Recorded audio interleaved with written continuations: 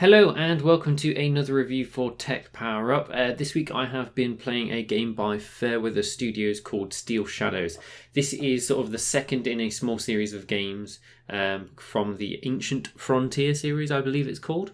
And this is basically a sort of sci-fi strategy game that sits somewhere between Starpoint Gemini and sort of Endless Space. So it doesn't have the empire building, but its focus is more on the fleet and on the ship customization and whatnot. It is gameplay and battles are quite similar to Warhammer 40k Mechanicus. I mean, I have not bounced off a game this hard since Raven's Cry. It's not quite as buggy or as horrendously broken as that game was, but honestly, it's not terrible. It's just a really empty husk of a game with sort of good intentions, I guess. Its shortcomings are numerous, and I genuinely struggled to find something to put in the plus column when I was writing a review. Obviously, it's bound to find a foothold in the market somewhere. I mean, as I searched about the Ancient Frontier games, there are quite a few people who sort of enjoy and look forward to this game, and they were perfectly happy with how it turned out. But for me, however, it just felt like a lifeless, endless chore. I hate using this word in reviews, but it genuinely bored me.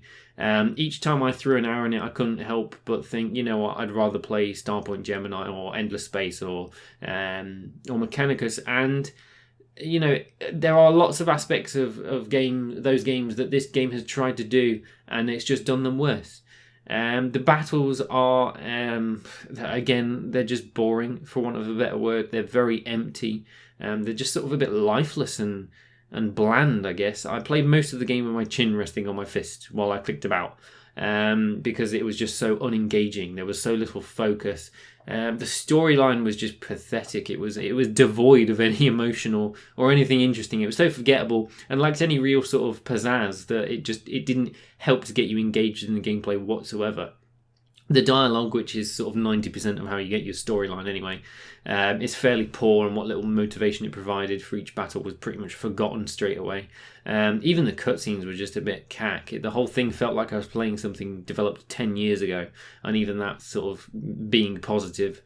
Battlefields were absolutely rammed with visual effects, but fundamentally contained very little actual content in terms of enemies. All they really had was sort of loads of real swirly effects, but on the actual hexes, the hexes were empty apart from like the odd resource dotted here and about, a few enemies here and there. There were even like asteroids which you use to find cover, and the cover-based system, by the way, is terrible. And sort of all of the objects in the hex don't do anything. They don't provide cover. Some of them you can just fly like through them. And it just felt like the maps were just so half-baked. I was just puzzled like the entire time. And it was objectives, even them, they were just rubbish. And so were the quests, or the little quests that you got to do in the overarching game, which just provide a little bit of a resource bonus, which is like the resource bonuses for completing quests is so pitiful, there's literally no reason to do them. One of the mission objectives was literally to scout each individual hex on the map. And this is absolutely appalling, because there is no way to show you, if you have explored a fog of war, which hexes you haven't technically explored yet. You just kind of have to guess which one it is, hope you've got a ship with a scanner. It's just so many little attentions of detail which are missing. And it just added insult to injury and made the whole experience just sort of like a massive chore instead of anything remotely entertaining. I mean, it showed mild promise. I mean, the core concepts, the tech tree, the ship management, the fleet management, the customizations, the fairly deep stats on the ships, it showed promise. But, you know, at its core, it is a fleet management sim. Very limited and sort of not nearly as interactable as it should be, but it was let down by pretty much every system in the game. Like, even the marketplace had a filter option, but it didn't tell you what you were filtering to. You just pressed the arrows to the right and it would present you with a bunch of items, and you'd have to guess how it had filtered them for you. It just seemed very chaotic and badly designed. Like, I have felt absolutely zero drive to put any effort to min-max anything or even try in any of the missions. And despite not trying or not putting any effort into the actual gameplay, I only ever failed a single mission, which was, unsurprisingly, to scout 800 hexes on a map. And I lost because you had to do it within 10 rounds, and I just couldn't find the last 3 hexes in the game. And it didn't vaguely indicate where they were or what I was missing. Like, I really struggled. Like, this game has very few redeeming qualities. And to be quite frank, if what it advertises itself as, if the sort of core concept of the game interests you, either play Starpoint Gemini in the Space or Warhammer 40k Mechanicus, because they're just plain better. The only thing this game has going for it is, it's cheap, I guess.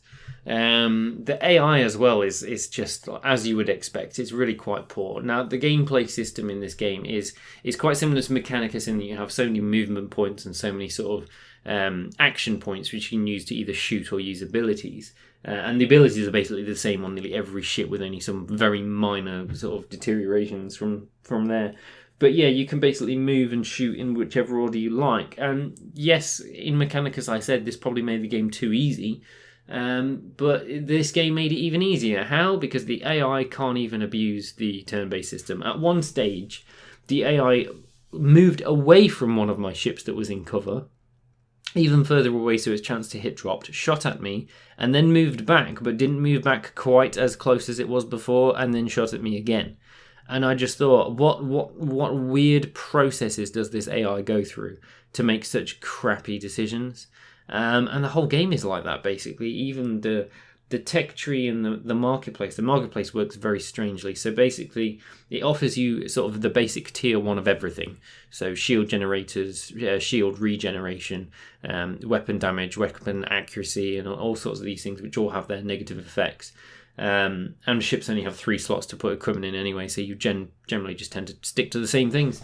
But if you want to unlock more items, instead of like providing anything in terms of sort of unlocking more items through whatever, you have to do it through the tech tree. So you spend all of your data on the tech tree to unlock extra passives for your ships, as well as sort of unlock extra items in the market. And then you have to use your money in the market to try and buy new things for your ships, except I just stuck with the same thing. I just maxed out shields, maxed out shield gen, and increased damage, and that was it. And it was basically a steamroll the whole way through the game, which was, it was half of the course as far as I'm concerned. And it was just more and more of that. And because there's 3 types of ships, and then there's 3 subtypes of each of those ships, which were all sort of slightly better at dealing with other types of ships as others, you end up having like so many different tech trees that you have to deal with, not enough data to unlock any of the important things on all of them at the same time. And then you have to buy weapons on top of that. And another sort of consideration that just made no sense to me was, in most of these games, your deployment cost is literally the game's main resource, is the game's money. You buy upgrades and buy new ships and buy crew or whatever with money, and you deploy ships with money. That's how Mechanicus do it.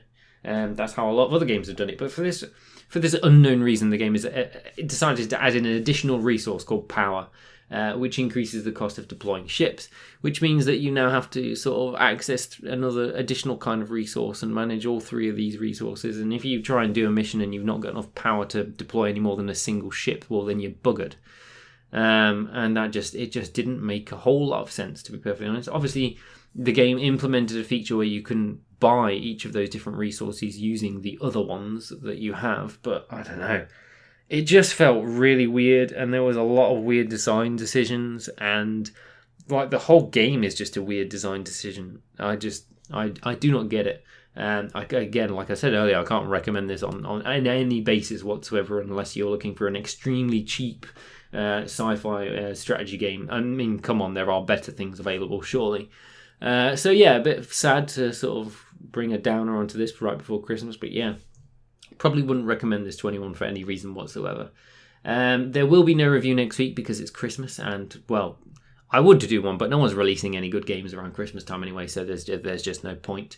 So yeah, I will be back the week after. However, I have no idea what I'll be reviewing. We'll see what my friends over at the PR companies throw over to me. But yeah, I hope you guys enjoyed this review for what it was worth.